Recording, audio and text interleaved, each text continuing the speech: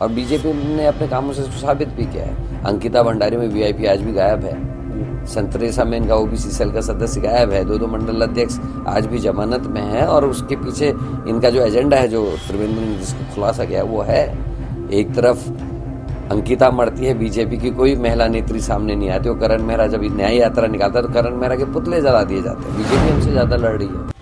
आज त्रिवेंद्र रावत जी के जो बयान है वो बहुत खतरनाक है, और अभी जो बयान दिया है वो तो और भी खतरनाक है। लेकिन एज ए मुख्यमंत्री मेरी उनसे बनती नहीं, क्योंकि कई चीज़ों में हमारे वैचारिक मतभेद हैं। कई काम ऐसे हैं जिसको लेकर मैंने उनकी कड़ी भर्त्सना भी समय समय पे की है। तो राजनीतिक रूप से हम बहुत अलग प्राणी हैं। एसआईआर में जिस तरीके का होमवर्क अभी चल रहा है, अभी हम एसआईआर के दायरे में नहीं आए, हमारा नाम अनाउंस नहीं हुआ, लेकिन सरकार ने शुरुआत कर दी। इलेक्शन कमीशन जो इस समय बिल्कुल बीजेपी का पिट्टू है, उसने काम शुरू कर दिया। लोगों के नाम कटने शुरू हो गए। शर्तें जो हैं उसमें लिखा है 2003 के वो लेके आओ। किसी भी ऐसे चमकते हुए सितारे को नहीं लाना चाहेंगे जिसकी आभा के नीचे धामी जी दब जाए, एक्सपीरियंस के आधार पर, अन्य चीज़ों के आधार पर। इसीलिए कोशिश ये की जाती है जब कोई बल्ब कम वोट का हो तो उसके आसपास तेज बल्बों को कभी नहीं लगाया जाता।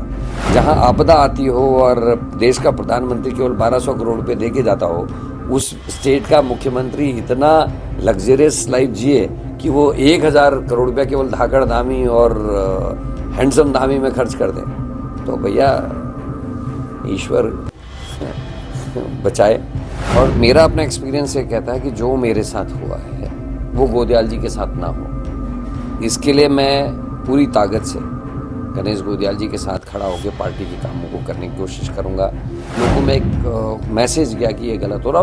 बुराड़ी का मंदिर रुका, किसी एक भी व्यक्ति ने कांग्रेस को धन्यवाद नहीं कहा विद इन पार्टी, कि पार्टी की जीत के रूप में उसको मनाया जाना चाहिए था। अगर बुराड़ी का मंदिर रुका, मैं उम्मीद कर रहा था कुछ बड़े लीडर्स जो है उसमें कहेंगे कि केदारनाथ मंदिर का जो बुराड़ी में रोका है काम, ये कांग्रेस की जीत है, कांग्रेस के वर्ग, वो नहीं। तो ये क्या था, इससे कांग्रेस को भी बेनिफिट होता और कहीं ना कहीं कांग्रेस का कार्यकर्ता उत्साहित होता। ये इस तरीके के उपक्रम ना हो, उसके लिए हम कोशिश करेंगे कि गणेश गोदयाल जी जो भी स्टेप उठाएं उससे फ़ायदा अगर कांग्रेस को हो रहा है, पब्लिक को फ़ायदा हो रहा है, तो हम उनको अप्रिशिएट भी करेंगे, उनके साथ खड़े। देखिए, गुटबाजी नहीं, हमारे यहाँ बोलने की और एक्सप्रेस करने की आज़ादी है, लेकिन उसमें कहीं ना कहीं समझदारी भी सम्मिलित होनी चाहिए। एक लीडर अगर कुछ कह रहा है तो उसकी बात का खंडन कहीं ना करते हुए आपस में बातचीत के द्वारा होना चाहिए कि यहाँ पर हमको इस लेवल तक जाना, इस लेवल तक नहीं जाना। वो बाहर चीज़ें नहीं आनी चाहिए, पार्टी के अंदर की बातें ये होनी चाहिए। ये देश सबका है, हम सब हिंदुस्तानी हैं। जाति धर्म ये बात की बात है, लेकिन अगर आप गौर करें जो हमारा संविधान कहता है और हमारी जो आत्मा कहती है, हम सब भारत में रहने वाले लोग हिंदुस्तानी हैं। नमस्कार, मैं हूं अजीत काम्बोज और इस वक्त हमारे साथ है उत्तराखंड कांग्रेस के निवर्तमान प्रदेश अध्यक्ष करण महारा जी। वर्तमान में कांग्रेस वर्किंग कमेटी के मेंबर हैं और जिस तरह का कार्यकाल रहा है करण महारा जी का, लगभग 3 साल से ज्यादा कांग्रेस का नेतृत्व किया है उत्तराखंड प्रदेश में। तमाम उतार चढ़ाव देखे, कई चीजें सीखी भी हैं और कई चीजें जनता से सिखाने की कोशिश भी की है। और खुद करण महारा जी हमारे साथ है। महाराज जी, स्वागत है आपका। 3 साल का कार्यकाल, विवादों में कहें या अच्छी चीजों में कहें, आप किस तरह से देख रहे हैं? शुरुआत इसी से करते हैं। देखिए, 3 साल का जो मेरा एक्सपीरियंस है, काफ़ी कुछ सीखने को मिला। और जिस समय मैं पद में आया था भाई, तो उस समय बहुत बुरी स्थिति थी, निराश थे। 2 बार हम लोग जो चुनाव है वो हार चुके थे, 17 और 22, और काफ़ी निराशा कार्यकर्ताओं में थी। यहाँ तक कि लीडरान ये कहते थे कि यार मत आओ, अभी वर्कर जो है चार्ज नहीं है। तो उस परिस्थिति से हुआ और मैंने पहला दौरा अपना गढ़वाल से स्टार्ट किया था। मैं चमोली, उत्तरकाशी और रुद्रप्रयाग इत्यादि इलाकों से मैंने अपनी शुरुआत की थी। और पहला दौरा मेरा केदारनाथ बाबा के धाम से शुरू किया मैंने, केदारनाथ यात्रा से। तो उस वहाँ से लेके आज जहाँ कांग्रेस में अब होड़ है पदों की, और अब कांग्रेस के कार्यकर्ता लड़ रहे हैं सड़कों पे, लगता है कि मुकाबला करने की एक ललक पैदा हुई है। तो मैं खुश हूँ इस बात से कि कांग्रेस में एक उत्साह लाने में मैं कामयाब रहा, उम्मीद जगाने में कामयाब रहा। और आज जिस तरीके से पार्टी आगे बढ़ रही है उसको देख के मैं खुश हूँ कि कहीं ना कहीं एक उम्मीद जगी है कार्यकर्ताओं में कि हम सत्ता में आ सकते हैं। अच्छा करंदा, सत्ता में आने की आप बात कर रहे हैं, लेकिन आपके 3 साल के कार्यकाल में जो एक कार्य समिति थी या जो लिस्ट थी वो तमाम चर्चा में रही, जाते जाते भी आप कहते रहे आ रही है, लेकिन ला नहीं पाए। क्या इसके पीछे कारण? नहीं, कारण कुछ नहीं था। देखिए, राजनीतिक जो विश्लेषण है उसमें जरूर कुछ चीज़ें आएंगी, लेकिन मुझे दुख है इस बात का कि मैं कार्यकारिणी जो लाना चाहता था वो मेरे कार्यकाल में नहीं आ पाई। लेकिन अब जिस तरीके से बैठकें हुई हैं दिल्ली में, मुझे लगता है जल्दी से जल्दी कार्यकारिणी आपको विदिन 1 और 2 मंथ्स कार्यकारिणी आपके सामने होगी। अच्छा, एक सवाल, 2022 में जब आपको जिम्मेदारी सौंपी गई तो गणेश गोदियाल जी हटे थे, आपको लाया गया था। अब आप हटे हो, दोबारा गणेश गोदियाल जी आए थे। 2022 के अगर उनके कार्यकाल को देखें तो 6 महीने का समय उनको मिला था, तत्काल चुनाव हो गए थे जिसमें जो नतीजे रहे वो सबके सामने। अब 1 से 1.5 साल का समय है, लगता है आपको चीजें मजबूत होंगी? देखिए, मेरा जो अपना एक्सपीरियंस कहता है कि उस समय गोदियाल जी का कोई दोस्त नहीं था, और 6-7 महीने में कोई आदमी जादू की छड़ी नहीं है कि वो चेंज कर दे जी। और हम चुनाव हारे, बुरी तरीके से हारे, और गोदियाल जी ने सारे चुनाव का बोझ अपने ऊपर लेते हुए कि मैं जिम्मेदारी लेता हूं, अपने पद से परित्याग किया। और मेरा अपना एक्सपीरियंस ये कहता है कि जो मेरे साथ हुआ है वो गोदियाल जी के साथ ना हो। इसके लिए मैं पूरी ताकत से गणेश गोदियाल जी के साथ खड़ा होकर पार्टी के कामों को करने की कोशिश करूंगा। सामंजस्य बैठाने की अगर कहीं पर मुझे लगेगा कि अगर मैं कहीं पर कुछ कर पाया तो उसको भी मैं करने की कोशिश करूंगा और पूरी मदद करूंगा, ताकि उद्देश्य जो है वो एक ही उद्देश्य है कि कांग्रेस की सरकार आए, कुशासन को हम समाप्त करें। जिस तरीके से भर्ती घोटाले 2 इस शासनकाल में हमने देख लिए, उसके अलावा महिलाओं के साथ जो हो रहा है हमने सब ने देखा है। मेडिकल के क्षेत्र में क्या हो रहा है और एजुकेशन के क्षेत्र में क्या हो रहा है, सारी चीज़ें किसी से छिपी हुई नहीं है। तो इन सारे उद्देश्यों को पूर्ति के लिए और कांग्रेस के कार्यकर्ता के प्रति जो हमारी जिम्मेदारी है उसके निर्वहन के लिए हम पूरी ताकत से गणेश भाई के साथ काम करने की इच्छा रखते हैं। आपने एक शब्द कहा कि जो मेरे साथ हुआ वो गणेश गोदियाल के साथ ना हो। ऐसा क्या हुआ 3 साल में जो आपको इतना लग रहा है कि वो मेरे साथ हुआ वो आगे ना हो? बहुत सारी चीज़ों में अपेक्षित सहयोग जिसकी उम्मीद एक अध्यक्ष करता है वो नहीं था।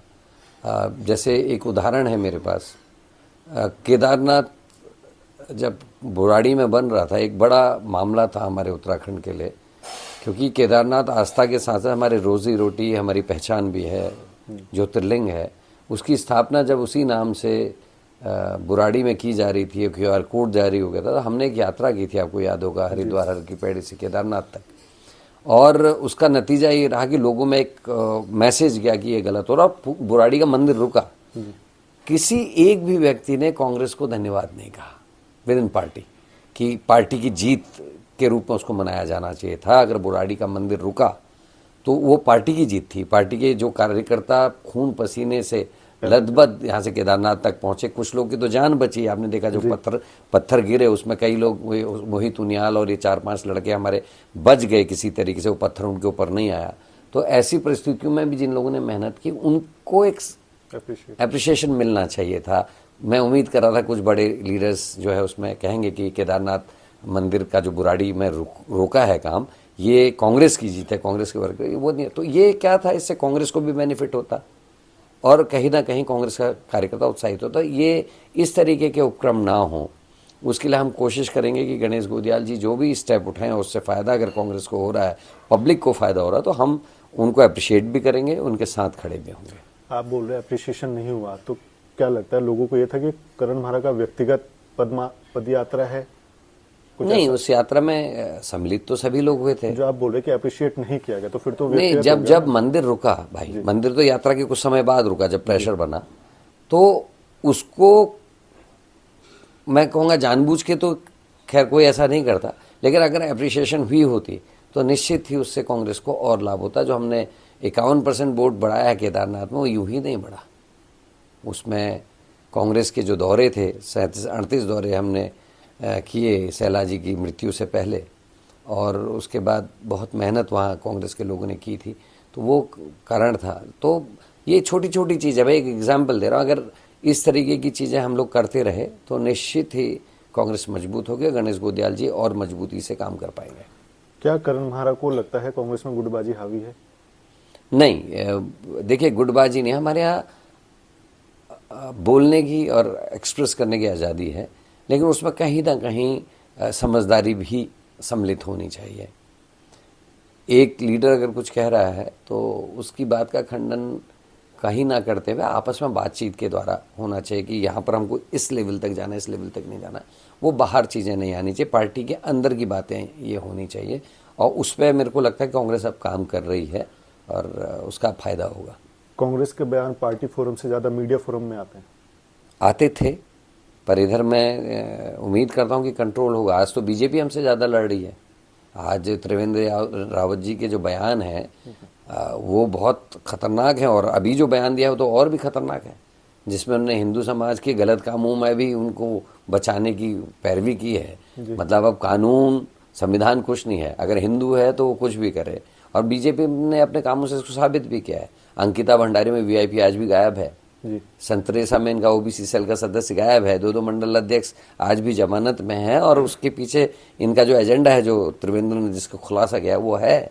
एक तरफ अंकिता मरती है, बीजेपी की कोई महिला नेत्री सामने नहीं आती, वो करण मेहरा जब न्याय यात्रा निकालता है तो करण मेहरा के पुतले जला दिए जाते हैं, अंकित के न जलाए जाते हैं, न वीआईपी के जलाए जाते हैं।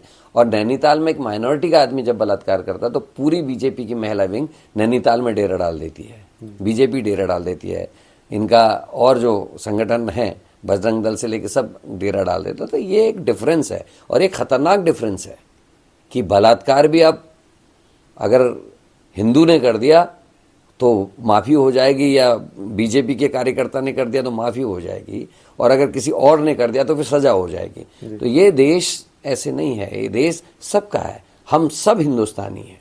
जाति धर्म ये बात की बात है, लेकिन अगर आप गौर करें जो हमारा संविधान कहता है और हमारी जो आत्मा कहती है, हम सब भारत में रहने वाले लोग हिंदुस्तानी हैं, हम सब हिंदुस्तानी हैं। जी, करण महारा के धामी जी से कैसे संबंध है मुख्यमंत्री से? देखिए, एज ए व्यक्तिगत तौर पे कहें तो धामी जी मेरे पुराने सहयोगी रहे हैं, हम साथ में विधायक रहे हैं। मैं एश्योरेंस कमेटी का जब चेयरमैन था, वो मेरे साथ एश्योरेंस कमेटी के मेंबर भी रहे हैं, और व्यक्तिगत रूप से ठीक है, लेकिन एज ए मुख्यमंत्री मेरी उनसे बनती नहीं, क्योंकि कई चीज़ों में हमारे वैचारिक मतभेद हैं, कई काम ऐसे हैं जिसको लेकर मैंने उनकी कड़ी भर्त्सना भी समय समय पे की है। तो राजनीतिक रूप से हम बहुत अलग प्राणी हैं, और व्यक्तिगत रूप से मेरे उनसे मीठे संबंध हैं, अच्छे संबंध हैं। कई बार ये आरोप भी लगे कि मित्र विपक्ष की भूमिका में है कांग्रेस। देखिए, जितना शायद मैं लड़ा हूँ भाई, आपसे कोई चीज़ छिपी नहीं है, शायद ही कोई लड़ा होगा। जितने बार अंकिता में मैंने जेल भरो किया, जितने बार SSC में जेल भरो हमने किया, और कौन सा ऐसा क्षेत्र नहीं जहां मैंने आँख खोलने की कोशिश नहीं की। जब भराली में नेता हेलीकॉप्टर यूज़ करना चाह रहे थे और एक वैकल्पिक मार्ग था, लोग अपने माँ बाप बच्चों से मिलने के लिए जिद कर रहे थे हेलीपैड में, करण मेहरा ने वो वैकल्पिक मार्ग दिखाया, खुद प्रैक्टिकल करके कि ऐसे जाया जा सकता है, थोड़ी सी सुविधा दे दो तो अपने परिजनों से मिलने लोग जा सकते हैं। मैंने हर वो मौका अपने हाथ में लिया जिससे मैं सरकार की आँख खोल सकूं। केदारनाथ बुराड़ी मंदिर रुकना ये मामूली बात नहीं थी, भराली वाला जो मामला हमने खोला वो मामूली बात नहीं थी। अंकिता भंडारी में पूरे गढ़वाल का पैदल भ्रमण करके, जगह जगह मीटिंग्स करके हमने विरोध किया। लोग क्या दिखाते हैं अलग बात है। करण मेहरा के बारे में एक बात भी बताएं, जब लक्सर इत्यादि में बाढ़ आई थी, मुख्यमंत्री से 2 दिन पहले करण मेहरा पहुंचे थे, उसके बाद हरीश रावत पहुंचते, तीसरे दिन मुख्यमंत्री पहुंचते, और प्रभारी मंत्री 1 हफ्ते बाद पहुंचते हैं। तो मैंने तो कहीं छोड़ा ही नहीं मौका। अगर उसके बाद भी अगर टैग लगता है तो मुझे चिंता नहीं है, क्योंकि मैं हर किसी के संग खड़ा रहा। आप बोल रहे हैं आपने हर चीज करके दिखाई है, लेकिन कई मामलों में कांग्रेस के भीतर ही आप बयान देते थे या आप कोई फैसला लेते तो उसका काउंटर हो जाता था खुद कांग्रेस के ही नेताओं की तरफ से, चाहे फिर वो हरीश रावत जी करे या अन्य नेता करे। ये लगता नहीं एक समझदारी वाली चीजें नहीं? देखिए, ये इसका संज्ञान हमारे हाईकमान ने लिया होगा जैसा मेरे को लगता है, और इसीलिए जो अभी माइन्यूट चेंजेस पार्टी के अंदर दिख रहे हैं, बात करना और किस तरीके से हमको चलना है, इस चीज़ के निर्णय किए जा रहे हैं, वो इसी वजह से हो रहा है। क्योंकि अगर सारी पार्टी एक साथ एक बात को कहती है तो उसमें ताकत रहती है। अगर पहले दिन करण मेहरा विरोध कर रहा है, जेल में जा रहा है और मुख्यमंत्री के गलत कामों को इंगित कर दे रहा है, हल्ला कर दे रहा है, और दूसरे दिन कोई अगर बुके लेके मुख्यमंत्री के यहाँ पहुँच जा रहा है, तो निश्चित उससे मनोबल टूटता है कार्यकर्ता का। और मुझे लगता है कि अब ये सब चीज़ें नहीं होंगी। हरीश रावत जी खासे एक्टिव हैं, बोल रहे मुझे बूथ एजेंट बना दो, क्या लगता है, क्या राजनीति देखिए, है? ये रावत जी का अनुभव है और वो मेरे ख्याल से आंख खोलना चाहते हैं। ये बात राहुल गांधी जी, रावत जी तो आज कह रहे हैं, इस बात को राहुल गांधी जी ने आज से 5 साल पहले कहा था कि जितने भी बड़े लीडर्स हैं, जिम्मेदार पदों में जो लोग हैं, उनके बूथों को हम देखेंगे। और ये फैक्ट भी है कि बूथ, जब अभी एमपी का चुनाव हुआ था, मुझे भी चैलेंज हुआ था, किसी बड़े नेता ने कहा था, तो मैंने कहा था ठीक है, मेरा बूथ जो है रानीखेत में है, बैंक बिल्डिंग में, मैं रानीखेत के 12 के 12 बूथ की जिम्मेदारी लेता हूँ और मैंने 12 के 12 बूथ जिता के दिए। रानीखेत के जहाँ जहाँ मेरा है, मेरे अगल बगल के जो 12 बूथ थे वो हमने जिता के दिए। भले अब और कई फैक्टर्स हैं, लेकिन ये ज़रूरी है कि जो व्यक्ति पार्टी का बड़ा लीडर है या किसी बड़े पद में है, उसका अपना बूथ कैसा है उसको देखा जरूर जाना चाहिए। उसको बूथ की, वो अध्यक्ष बने या पदाधिकारी बने वो ज़रूरी नहीं है, लेकिन अपने बूथ की कम से कम जिम्मेदारी उसकी होनी चाहिए। तो लगता है आने वाले चुनाव में ये चीजें काम करेंगी?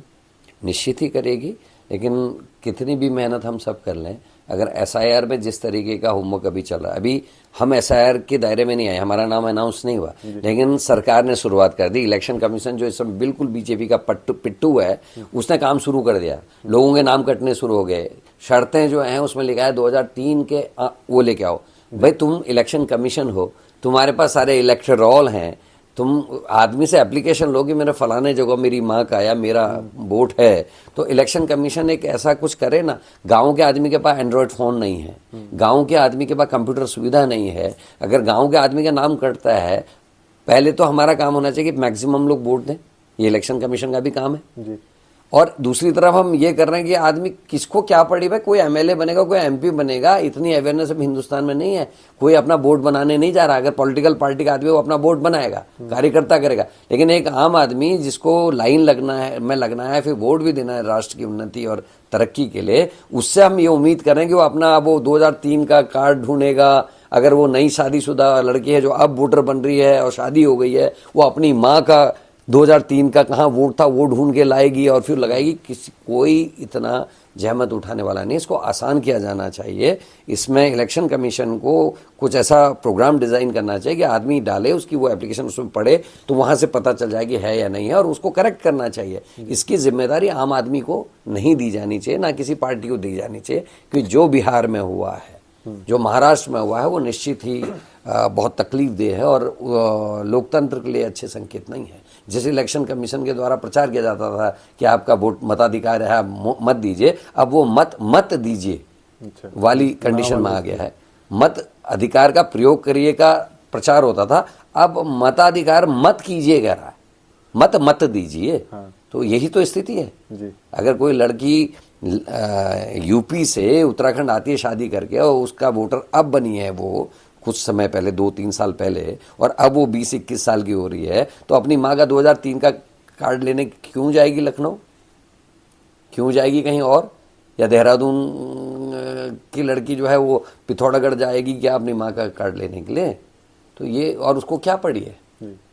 तो ये बहुत गंभीर है। अच्छा करंदा, आप तमाम बातें गिना रहे हो, कांग्रेस की बातें हो गई, बीजेपी की अगर बात की जाए, बीजेपी हैट्रिक का दावा कर रही है।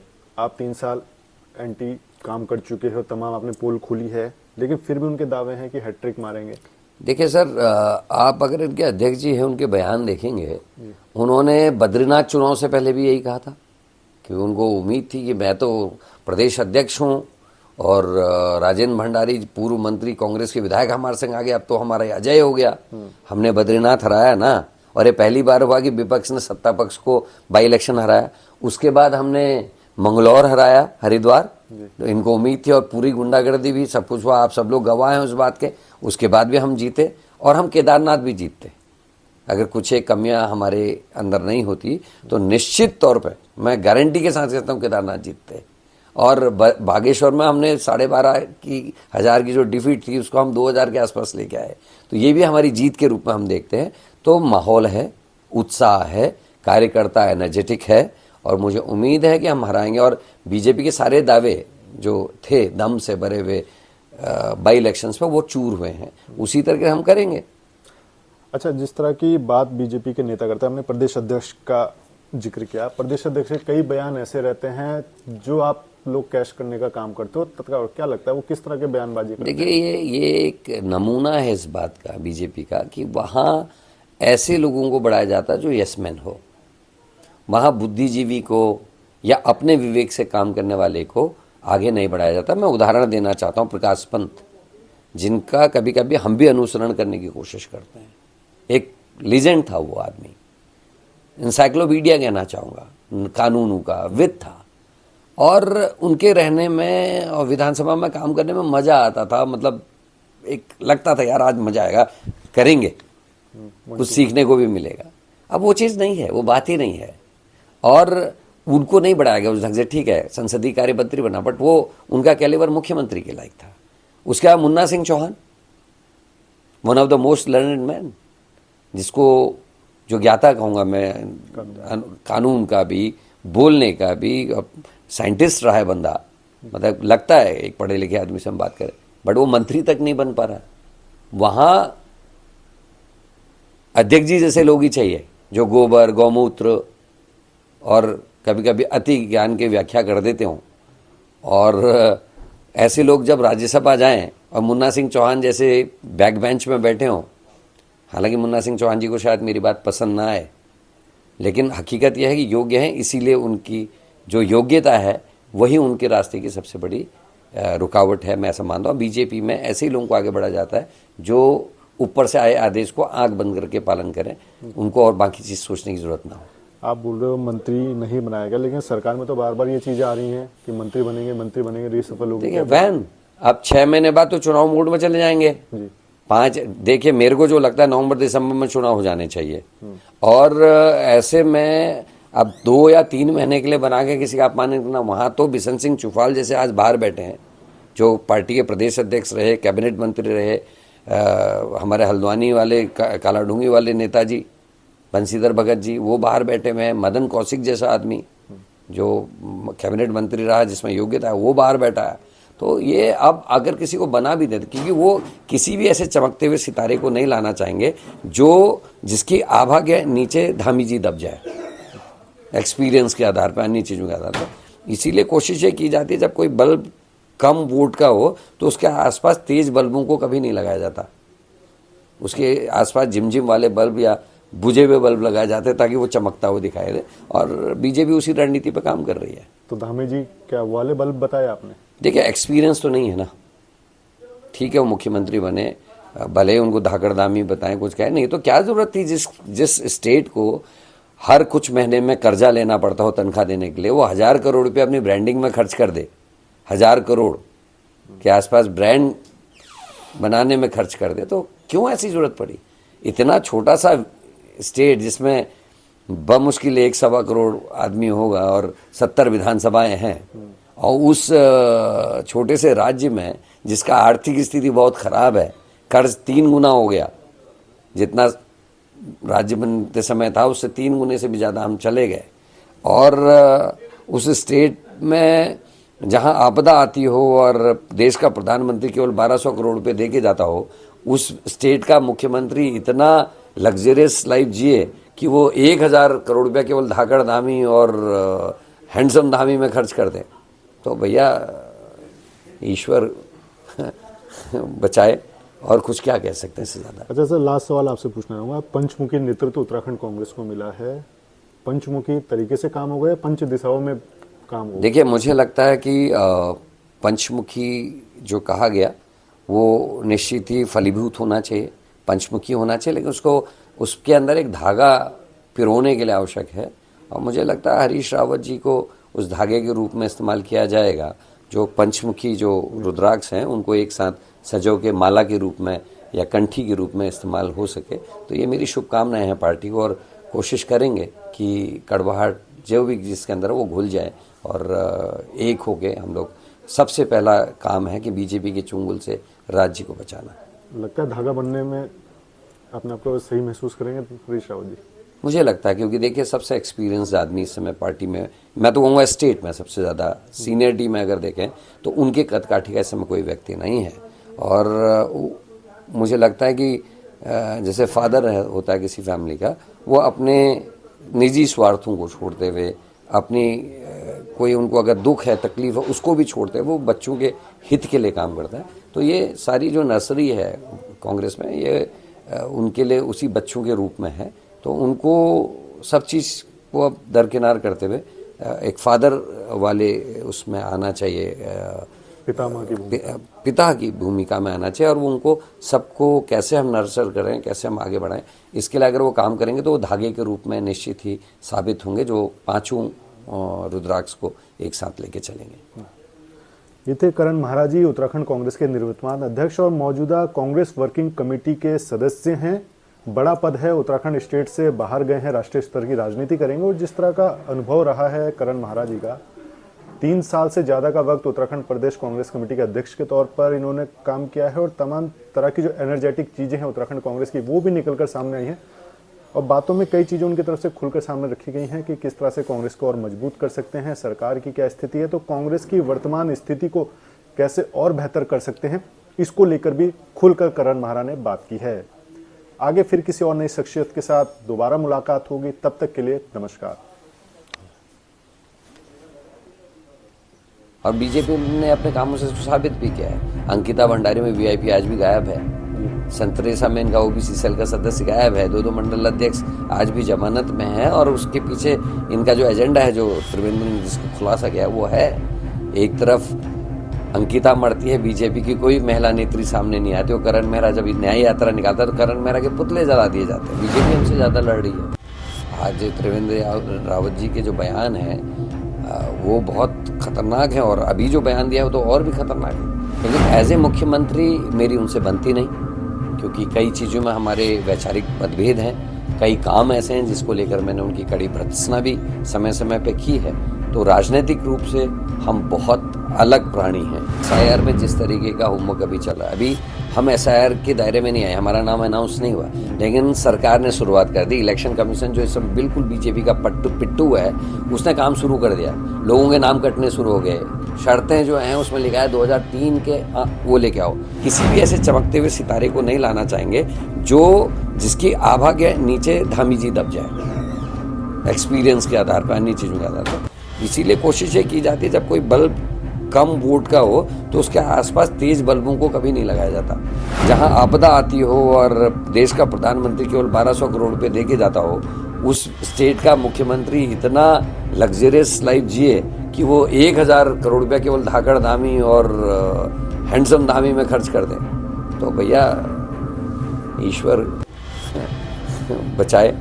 और मेरा अपना एक्सपीरियंस ये कहता है कि जो मेरे साथ हुआ है वो गोदयाल जी के साथ ना हो। इसके लिए मैं पूरी ताकत से गणेश गोदयाल जी के साथ खड़ा होकर पार्टी के कामों को करने की कोशिश करूंगा। लोगों में एक मैसेज गया कि ये गलत हो रहा, बुराड़ी का मंदिर रुका।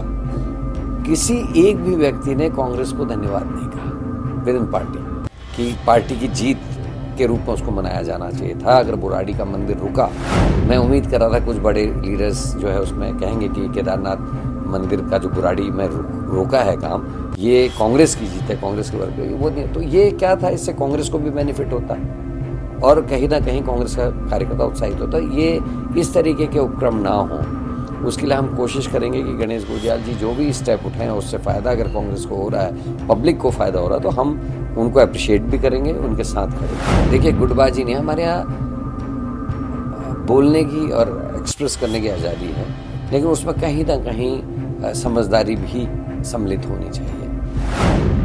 एक लीडर अगर कुछ कह रहा है तो उसकी बात का खंडन कहीं ना करते हुए आपस में बातचीत के द्वारा होना चाहिए कि यहाँ पर हमको इस लेवल तक जाना, इस लेवल तक नहीं जाना। वो बाहर चीज़ें नहीं आनी चाहिए, पार्टी के अंदर की बातें ये होनी चाहिए। ये देश सबका है, हम सब हिंदुस्तानी हैं। जाति धर्म ये बात की बात है, लेकिन अगर आप गौर करें जो हमारा संविधान कहता है और हमारी जो आत्मा कहती है, हम सब भारत में रहने वाले लोग हिंदुस्तानी हैं।